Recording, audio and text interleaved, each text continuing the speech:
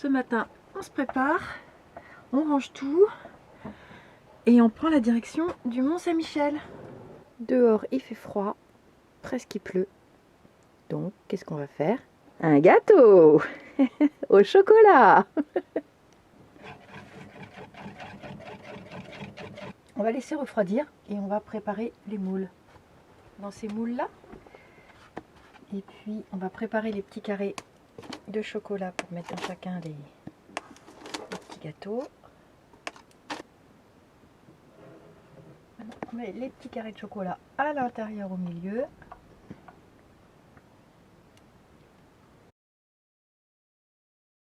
Ce four est un four Omnia. Je ne l'ai jamais vu dans les magasins. Alors si ça t'intéresse, je mets le lien en description sous la vidéo. Il nous reste une journée avant d'arriver au Mont-Saint-Michel. On décide de s'arrêter pour la nuit aux abords d'une forêt. Et là, les chiens profitent de l'espace.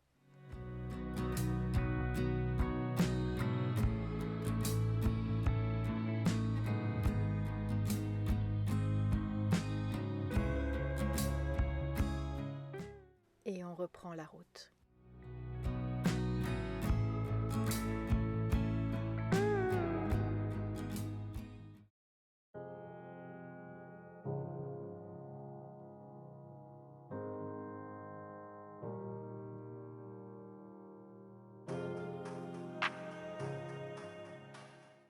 On est bien arrivé en Normandie, au Mont-Saint-Michel. En fait, on est à 5 km dans un petit village qui s'appelle Beauvoir.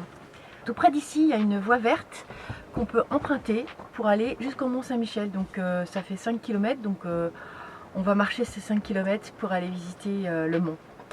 Mais en attendant, là, il pleut. Je ne sais pas si on va le faire aujourd'hui, parce qu'il pleut vraiment beaucoup. Peut-être que aujourd'hui, on va peut-être aller voir les moutons là qu'il y a dans le pré salé. Si ça se calme, je regarde si Marie est réveillée, mais non, j'ai cru que ça bougeait un petit peu. On est sur un petit parking, c'est pas très glamour, mais on est à l'abri du vent et puis surtout on est garé et c'est ça le plus important.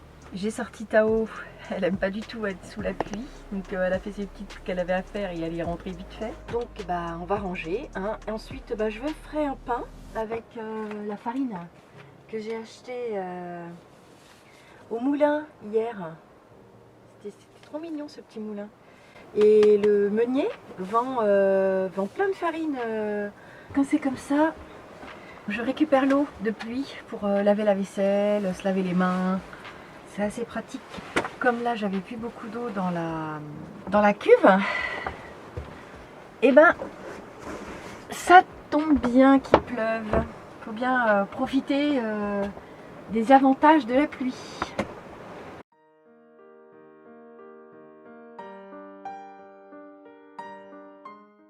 On a commencé la balade en longeant le Couesnon par la voie verte. Les vues sur le mont Saint-Michel sont magnifiques. Certains en profitent pour s'y reposer. On arrive au barrage, long de 138 mètres, avec 8 vannes en acier. Le barrage a été réalisé entre 2009 et 2010, selon les plans de l'architecte Louis Wiseman. Il retient d'importants volumes d'eau en amont, puis génère des chasses qui préservent le caractère maritime du mont Saint-Michel, menacé d'envasement. Ce jour-là, il y a beaucoup de monde, comme souvent à cette période. On est quand même au mois d'août. Avant d'aller visiter le mont Saint-Michel, on décide de passer d'abord par les prés salés et d'aller voir les moutons.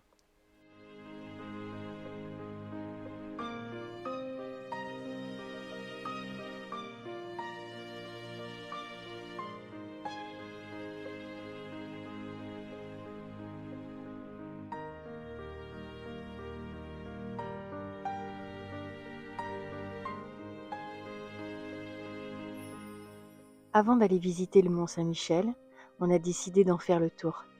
On a décidé d'attendre 17 h pour que la foule se disperse. Un système de navettes a été mis en place par la commune pour transporter les personnes des parkings jusqu'au mont Saint-Michel. Il y en a environ une toutes les 8 minutes.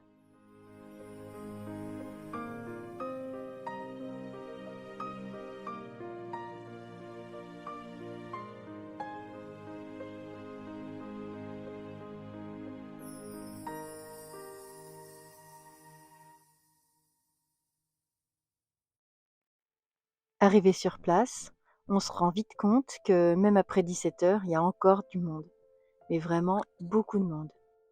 Et marcher là avec 3 chiens, je peux vous dire que c'est du sport. On trouve finalement une petite porte dans laquelle on peut entrer dans le Mont Saint-Michel où il n'y a vraiment personne. On rentre, mais très très vite, on retrouve la foule et ça redevient impossible pour les chiens. Après avoir pris un peu de hauteur et admiré le spectacle vu d'en haut, on décide de redescendre.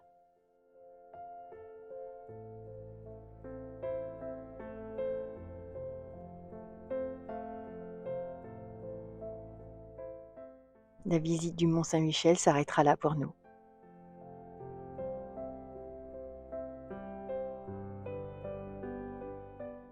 Si cette vidéo t'a plu, je t'invite à nous laisser un petit commentaire, ça fait toujours plaisir, à mettre un petit pouce en l'air et à t'abonner si ce n'est pas déjà fait.